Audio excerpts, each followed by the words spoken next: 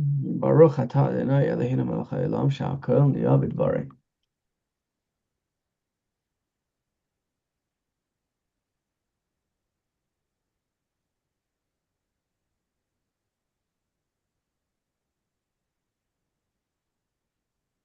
Okay. We'll share our screen and we will make our blessing. Baruch atah Adonai Eloheinu melech haolam asher kiddushanu b'mitzvosav v'tzivanu al divrei Torah. Al divrei Torah.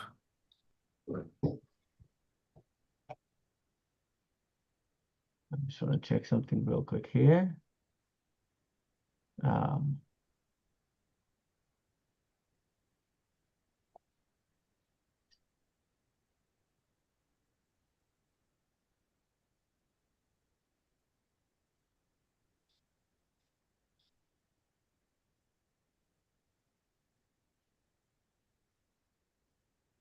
Okay, 15 more pages. Okay. So, in order for people to be eating together, still on the concept of the zimun, the invitation, you have to be eating food which you're allowed to be eating.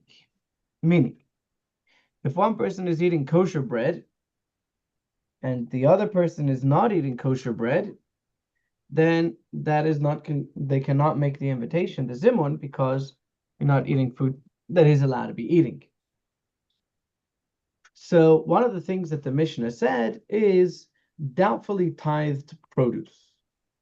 And that means that we have produce in front of us and we bought it by someone who is not known to be careful to take their tithes. Food which the tithes have not been taken from is forbidden to eat until the tithes are taken. Food which we are not sure about is called damai. Food that was purchased or taken from an individual who is not known to be scrupulous about taking the tithes, and we don't know whether this food was tithed or not. So by rabbinic ordinance, we are not allowed to eat such food. So the question becomes, what happens if he was eating this? The Mishnah said that if he was eating demai, then he's allowed to be counted as part of the zimun, part of the invitation. And the question asks, let's read as follows. In the Mishnah, we learned that if among the diners one ate doubtfully tithed produce, demai, he can be included among the three to obligate those with whom he ate in a zimun. The Gemara raises an objection, but demai is not fit for his consumption.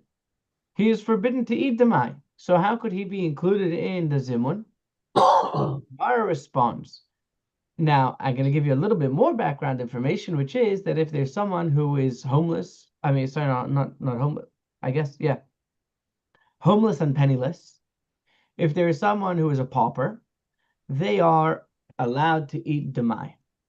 The poor are allowed to eat tithe produce that we're not sure if it was tithed or not, and that is because when the rabbis enacted their ordinance that you're not allowed to eat demai, they did not include, there were a few things that were excluded. One of them is poor people. So the Gemara responds, he may recite grace after meals over it. Why? Because if he wanted to, he could declare all of his property ownerless, and then he would be a pauper, in which case the demai would be fit for his consumption. As we learned in a Mishnah, one may feed the impoverished demai, and one may feed soldiers whose support is imposed upon the residents of the city demai. And Rav Huna said, it was taught in a brayso that Beis Shammai holds that one may not feed the impoverished and the soldiers demai. So from here we see that if the person would cause himself to become penniless and impoverished by rendering all of his property ownerless, then he would be allowed to eat the demai, and because of that, this food is not necessarily and for sure forbidden to him. Therefore, he's allowed to be included in the zimun.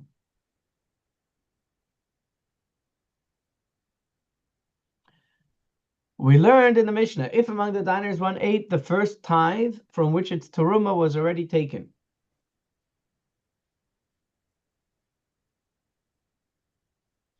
Does anybody know what teruma is? We mentioned it briefly last week. I'll mention it again. Teruma is the tithe that the Levite has to take from his first tithes and give them to the Kohen. So the Israelite farmer takes 10% of his produce and gives it to the Levite. The Levite takes 10% of that and gives it to the Kohen. The first tithe is the 10% that the farmer gives to the Levite. The teruma is the part that the Levite gives to the Kohen. So if among the diners, there was one guy who was presumably a Levite, and he was eating from the first tithes, and teruma had already been taken, meaning he had already given the portion that he needed to the Kohen, he may be included in the Zimun. The Gemara remarks, that is obvious. If the teruma was already taken, of course there's no problem. Why was it necessary for the Mishnah to teach that one can join the Zimun? So this we're going to learn to a greater extent later on when we learn about the schedule, not the schedule of taxes, but the schedule of tithes and how things work. But over here we'll mention it briefly. The Gemara explains it was only necessary to teach this halacha in a case where the Levite preceded the priest while the grain was still on the stalks. And he separated the teruma of the tithes, but did not separate teruma gedola. Teruma gedola was not separated from the tithe that was eaten by the Levite. Although this should not be done ab initio, after the fact it is permitted, and one who eats the first tithe's produce under these circumstances may be included in a zimun. If you didn't understand what I just said, that's fine, and I'll explain now. We said already that the farmer, the Israelite farmer, has to give 10% to the Levite, and that the Levite has to give 10% of what he got to the Kohen. However, the farmer must give food to the Kohen as well, grain to the Kohen as well. That is called teruma gedola, the big teruma. Once his stalks have been cut and his grain is in the silo, he has to take a measure and give it to the Kohen. And there's no specific measure given. He just has the first thing he has to do is give some grain to the Kohen. And our sages put a measure to it and said, if he is stingy, he should give 1/60th. If he is average, he should give 1/50th. And if he is generous, he should give 1/40th of his produce to the Kohen. Over here, we're talking about a Levite who came and took 10% of the food before it went to the silo. So the big teruma that the Israelite farmer to the Kohen had not yet been given. So you might think that one is not allowed to eat this kind of food, and that is what the Mishnah is teaching us, that even though the Levite should not take his 10% until the Israelite has given his 1/40th, 1/50th, or 1/60th to the Kohen, after the fact it is permitted and he is allowed to eat this food. Is that explanation?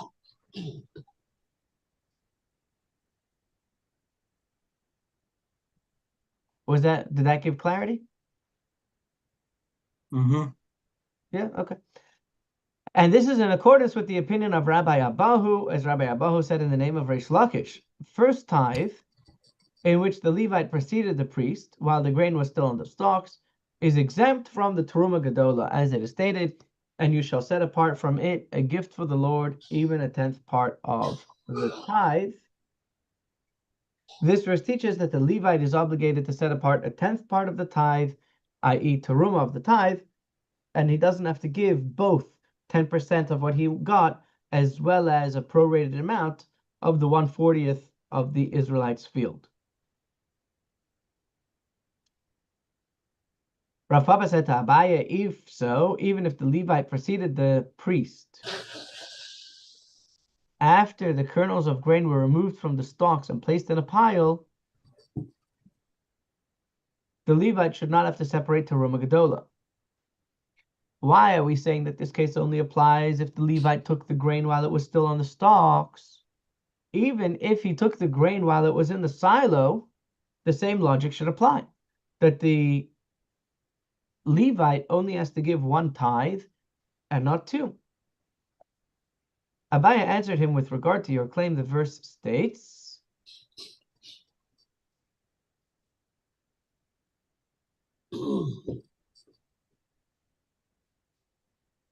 from all that is given to you, you shall set apart that which is the Lord's teruma. So God's teruma, teruma gedola, which goes to the Kohen, must be taken from all of the Levites' gifts.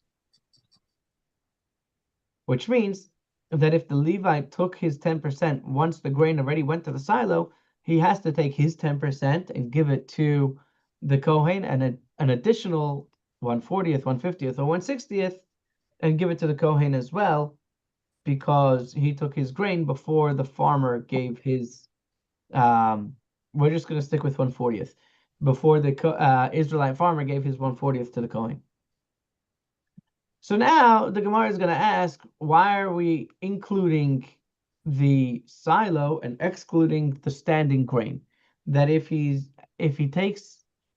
Levite takes his gifts from the silo before the Kohen got his gifts, the Levite has to give twice two gifts from what he got. And if he took it while it was still standing grain, he doesn't. The Gemara asks, and what did you see that led you to require teruma gedola from the first tithe that was taken from grain in piles, and not from the first tithe that was taken from grain on stalks? Abaya answers, this, after it was already threshed and placed into piles, is completely processed and has become grain, and that which remained on the stalk did not yet become grain. And the verse regarding teruma gedola says, the first of your grain is given to the priest. Once it is considered grain, the right of the priest takes effect, and the Levite is required to separate the teruma gedola that the Israelite would have had to take. What about second tithe, and what about consecrated food? So I want to give you guys a little bit of a background. What is second tithe, and what is consecrated food? You guys ready? Mm-hmm. Wonderful. Does anyone remember? Can anyone tell me how long is the cycle of agriculture? How many years is the cycle of agriculture in the Jewish system in Israel? 7. Very good. What happens every seventh year? Go farming, go planting. Correct. The land remains fallow, not tallow. The land remains fallow. There is no tilling. There is no plowing. There is no nothing done. So we're left with how many years of planting and harvesting? 6. 6 years. So here's what has to happen. We already learned that the first thing the Israelite farmer has to do once he makes his grain is he has to give 1/40th to the Kohen. After that, he has to give 1/10 to the Levite. After that, there's something called a second tithe. The second tithe is another 10%, and what happened with it depends on the year. When you say 10%, is that 10% of the remaining or 10% of the original? That Is it is a broken very good down? question. That's a very good question. I don't remember offhand, but we'll definitely get to it. If he gives 10%, you know what? Let's do a quick search and let's find out.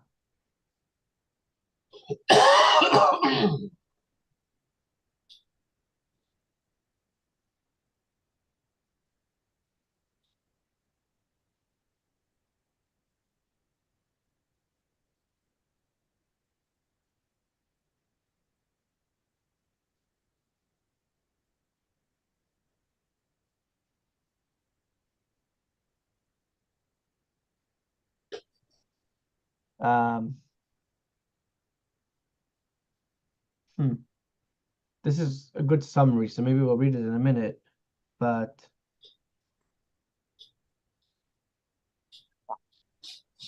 let's see.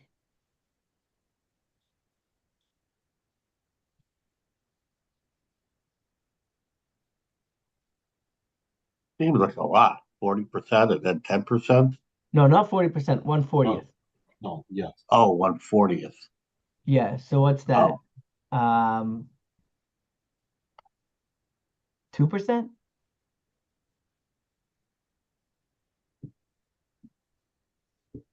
I know who are mathematicians. Well, how many percentage is 1/40th? oh, it's not 2%. I'll do the math. I'll write it down. Okay.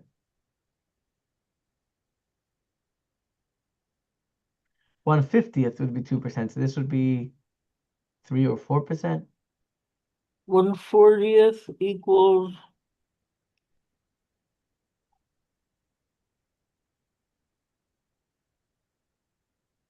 20, 2%.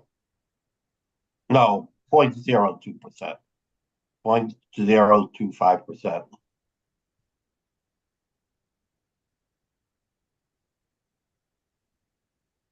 Yeah, 2%. yeah, 1/50th would be 2%. 2%. Well, it's 2%? Yeah. Yeah. So then what's 1/50th? One, Wouldn't how much, 50th be 1/50th? 2%?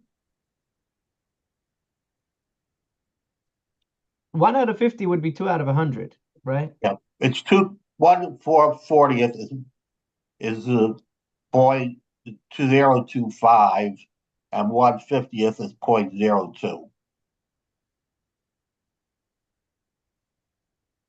So 0.025. Okay, anyways, whatever the math is. So,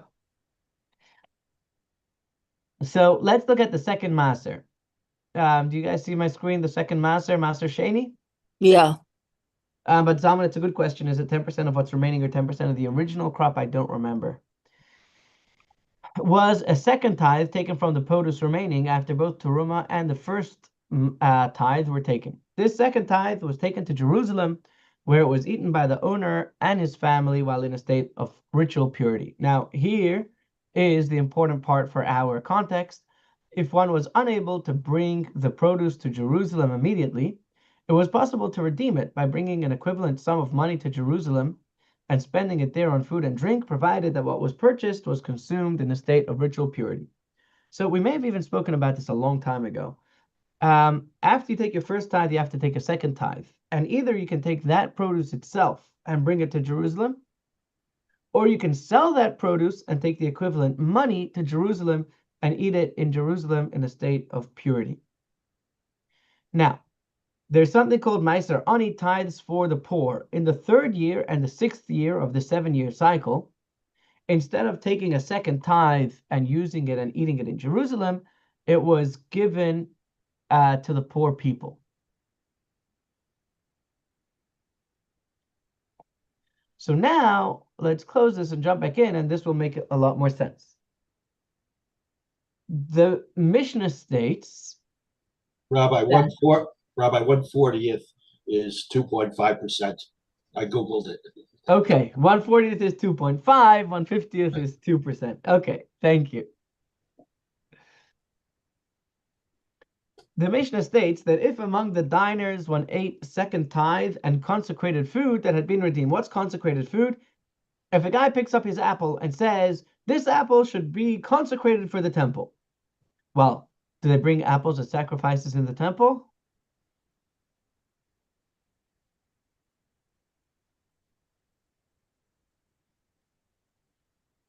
Anyone? Are apples brought as sacrifices in the temple?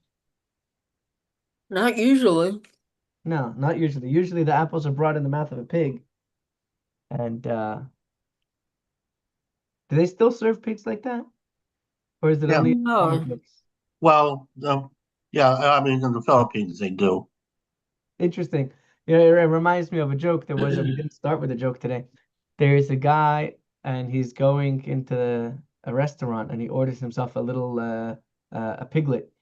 And anyways, the rabbi's walking down the street. He looks inside the restaurant and he sees that Josh Goldberg is, has this big steaming tray of pig coming to him. And the rabbi comes over and the rabbi says, Josh, how could you? And Josh looks at the rabbi and quick thinking, he says, Rabbi, I ordered an apple and look how they serve it. Uh, So if somebody says, I am consecrating this apple that it should be for the temple. Well, of course, we cannot, I shouldn't say of course, apples are not brought as sacrifices in the temple. So what happens is that apple goes to the temple fund, and the chief of, I guess the director of development for the temple will take that apple, sell the apple, and use the money for whatever the temple fund needed. That apple has a different status depending on whether you're before it was redeemed or after it was redeemed. Before it was redeemed, it is property of the temple. And if one eats it, God forbid, they are stealing from God. And it is very, very severe consequences. However, after it was redeemed, it becomes back like regular food, and now you're allowed to eat it because you paid for it. You bought it. You gave the money became for God, and the food becomes for you.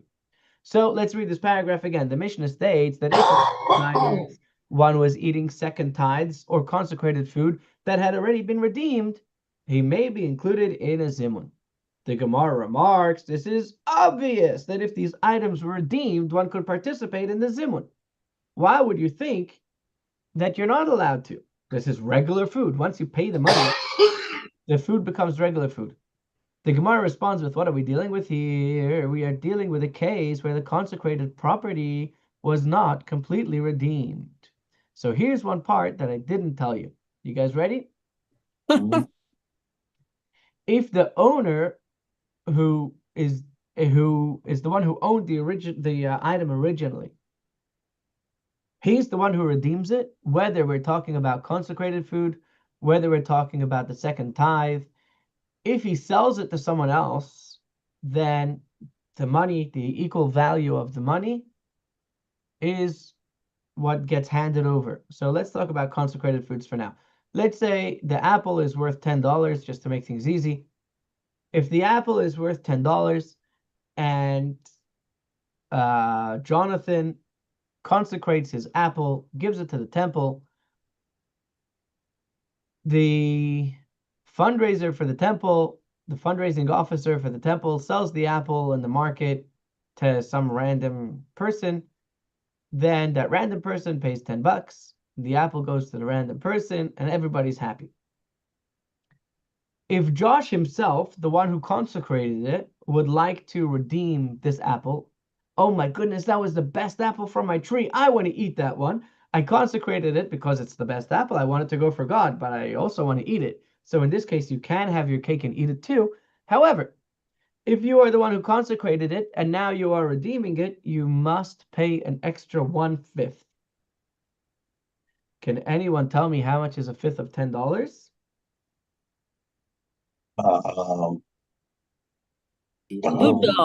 $2. Okay, so far we're doing much better than we were doing with 1/40th. However, you guys are doing regular math. Over here, we have to do Talmudic math. Should I teach you a little bit of Talmudic math? Sure. Okay. In Talmudic math, 1/5 is a quarter. Can anybody tell me how 1/5 and 1/4 could be called 1/5? How could a quarter be called a fifth? Much kosher wine? Say again. Too much kosher wine? It's a little early in the morning to be that drunk. Say that again. A fifth is called a quarter. In Talmudic, in Jewish math, when we talk about a fifth, adding a fifth, we actually mean to add a quarter. Can anyone tell me why and how that makes sense? No. Is it because it's not base 10? Say again. Huh? Any number, whatever the number is, No, you that wouldn't a quarter matter. of it. Sorry? That wouldn't matter. No.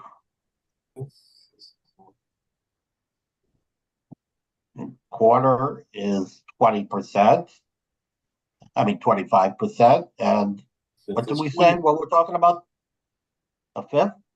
A fifth is 20%, and a quarter is 25%. 25%, yeah. So So, two Fifth- different How could a amounts. quarter be a fifth, and if a how could a fifth is fifth be called a a quarter? quarter, then what is a quarter called? Or does a quarter not exist? So we'll do the math together, and then you'll understand. Shall I show you? Sure. Perfect. If you take $10 and you take a quarter of it, what's a quarter of $10? $2.50. 50. $2.50. Very good. So if he has to pay an extra quarter, how much does he have to pay to the temple fund? An extra quarter of the 10. Correct. So how much would that be? An extra, that's an extra quarter. What's the original question? This guy has $10. Yeah. He has to pay an extra quarter to the temple. How much is he paying to the temple? And how much did he, what was the first part of it? $10. You have $10. You have the apple we've been saying that the apple is worth $10. So when he redeems it from the temple, he has to pay $10 plus an extra quarter of the $10. Oh, okay, so he's $12.50. $12.50. How much extra did he pay now that he gave $12.50? The extra $2.50, when we're talking about $12.50, how much is that? We mean, how much is that? $2.50. What is the ratio, or what do you call it? What is He the? paid 125% of the value of the apple. He pays 125%. Correct. So when we're talking about the total, we now have 1/5, because $2.50 is 1/5 of $12.50.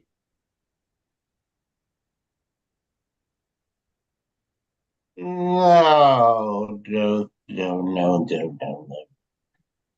Let's do that again with $5 or $4. But he didn't pay 12. No, that's. I understand what you're saying, but it's This is wrong. Talmudic math. I mean, So, let me put it this way: if you put that in a seventh grade algebra test or mathematics test, you will get a big fat F You will end up what? with a big fat F. You know, Oh. this sounds like an old Abbott and Costello routine where Yeah. 7 goes into 21 4 Right. times. Yeah. I know that routine. You know that routine? Yeah, I know that routine. I've seen that Yeah. skit. Yeah.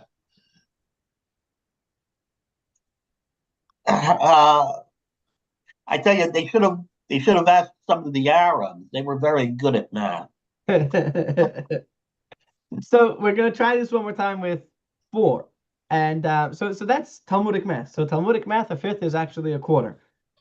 So when we talk about a fifth, we mean a fifth of the final solution. So let's say he decides to consecrate a pear, and the pear is worth $4, and now he wants to redeem it. So if that pear was sold to anyone in the market, it would sell for $4. But if the guy himself would like to redeem his own pear that he has consecrated, he has to give $4 plus an extra quarter. So that ends up with $5.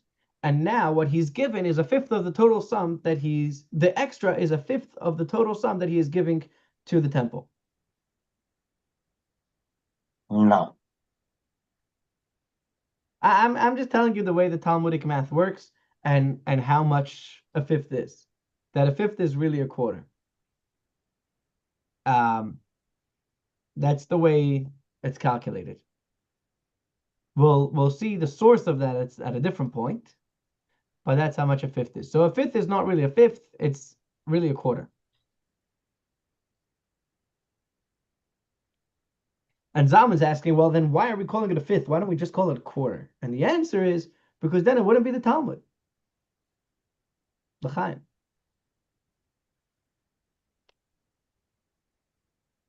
Okay. We ready to continue here?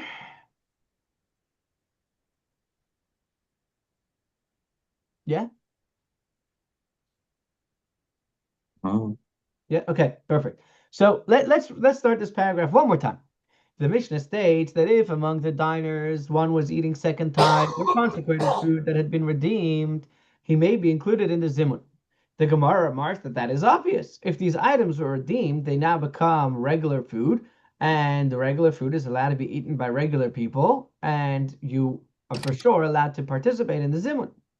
The Gemara responds, what are we dealing with here? We are dealing with a case where the consecrated property was not completely redeemed, meaning where one gave payment for the principal, the value of the tithe, but he did not give payment for the extra fifth that he must add when redeeming items that he consecrated. And the Mishnah teaches us that failure to add the fifth does not invalidate the redemption. So, the food is indeed considered redeemed, the food is considered regular food, and this guy now has a pledge that he owes the temple fund for that extra quarter that he hasn't yet paid.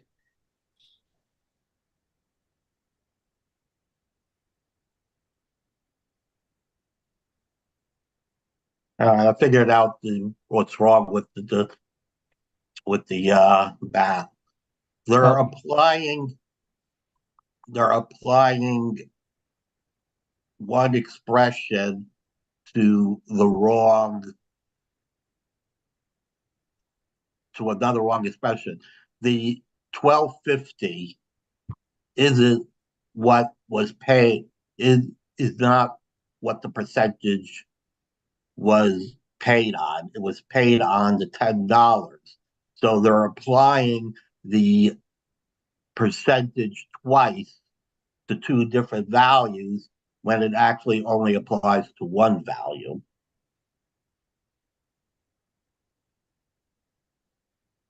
Do you follow me? I think so. You want should we just pull up the words of Maimonides? He writes this very clearly. Let me see if a quick Google search can pull this up.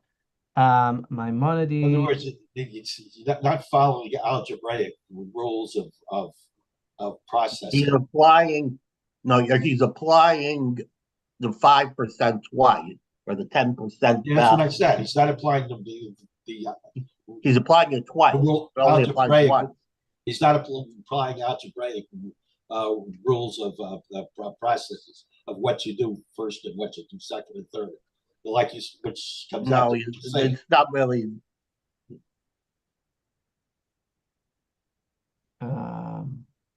Whatever.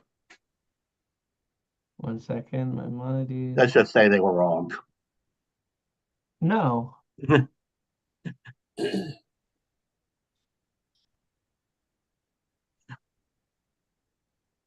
How does that rule come about? Is that by a discussion of the rabbis and they agree upon it?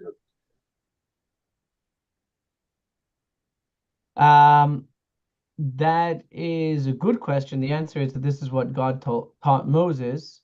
Oh, okay. And that's the way it works. The real question is, why are we calling it a fifth if it's actually a quarter? That's the real question.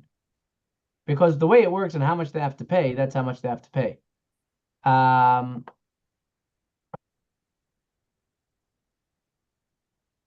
Okay, let me go back to Chabad Torah text. Let's go over here. If I can pull it up real quick, we will. If not, then we'll just leave it. But for now, let's go to the Talmud Rambam here.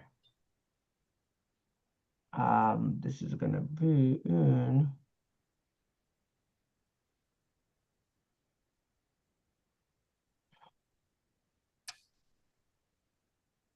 Or to put it another way, they're putting the 25%. They're using the 25% value twice, but it's only used once. The 25% value is used once for the $10, and then they're saying, well, that's 25. Then they're using 25% again of the 1250. But that second application of the 25% is wrong. There is no second application of the 25% value. So what I'm saying is that okay, once you see the words of Maimonides, it'll get very clear to you. But I just need to remember where that is. Where does Maimonides explain how the fifth is calculated when redeeming? If we can find it, then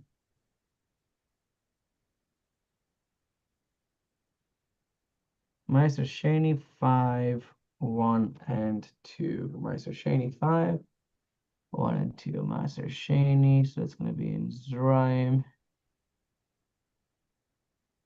Meister Shani, chapter 5. Okay, so this is in the laws of the second tithes. Here we go. Let's read this together. When a man redeems his produce for the second tithe for himself, whether it is from his own crops, he acquired it as an inheritance, or it was given to him while tevel, as we explained. If he's the one who's redeeming his own produce, he must add a fifth of the new total. Thus, if it was 4, he should give 5. As Leviticus states, if a man will redeem from his tithe, he shall add a fifth to it.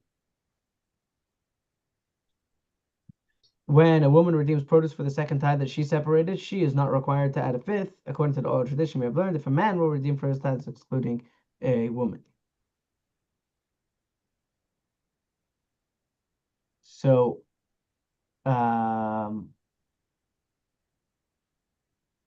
why?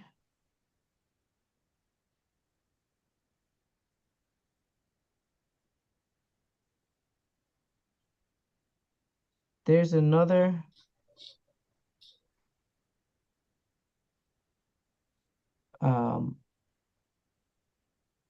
there's another place which I'm looking for. Let's see if this is another place where he says it even more. Is this going to be Erchin Vacharomin is here? No.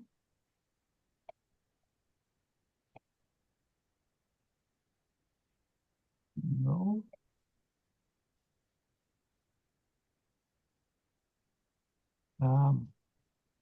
I just don't want to spend too much time on this, but there's a specific wording that I'm looking for. Maybe here? No. Here. Erchin Vacharomin 7.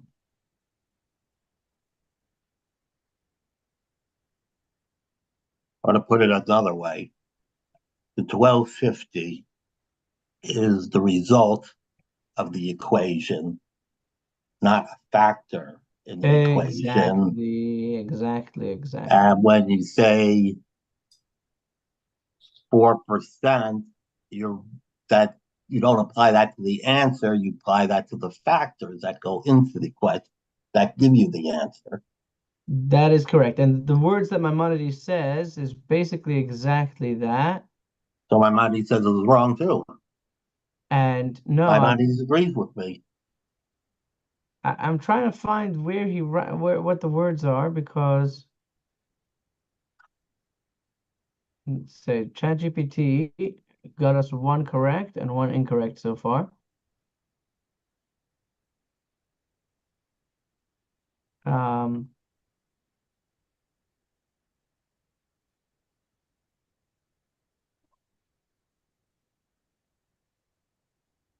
uh,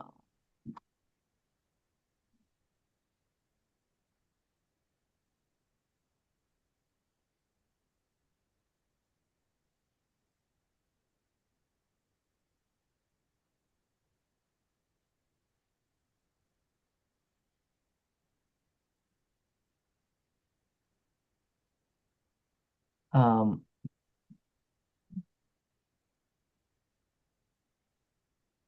let me see the previous chapter if he explains it. I think it's worth it over here because it's beautiful the way that he explains it, and he takes into consideration that you would understand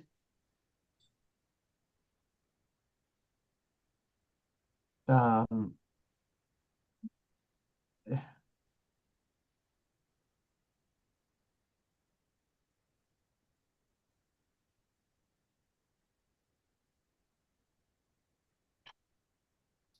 okay, over here I'm not seeing it.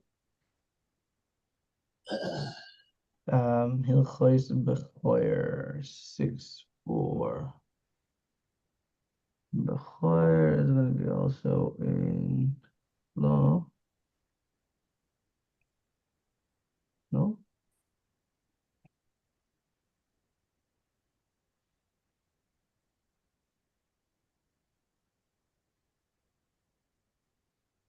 Bechoyer.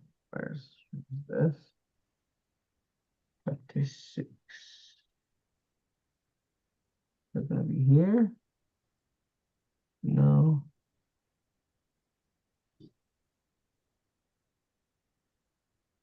No.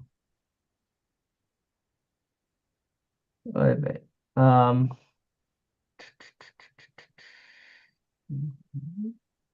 Here.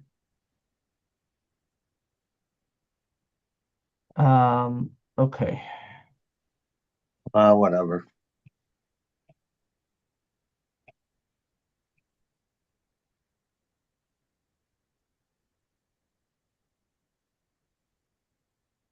Let's see. There's a beautiful, beautiful explanation that the Maimonides says it very clearly, and I'm going to try and see if I can find it. It's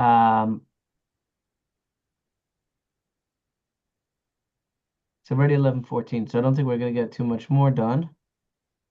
So let's see if we can find it. No.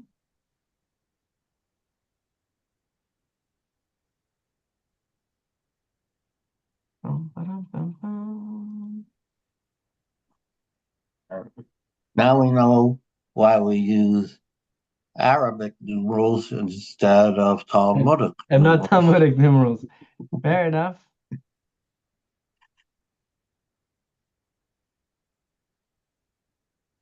Okay, I'm gonna do my best to find that quote because it's a very nice quote, and the way he explains it is very, very beautiful.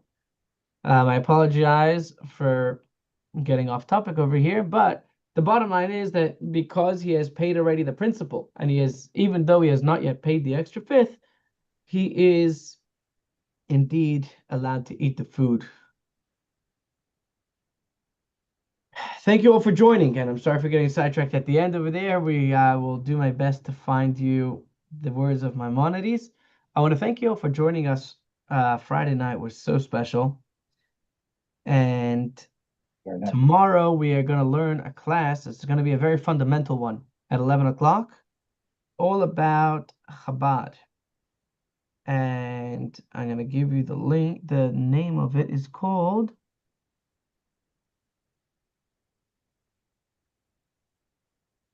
Rabbi, what is Chabad? Chabad, from Tsarist to Russian prison to today. So tomorrow is going to be a great one, and we'd love to see you there. Wishing you a wonderful week. Shabbat Shalom, and all the best. All right. Take care. Take good care.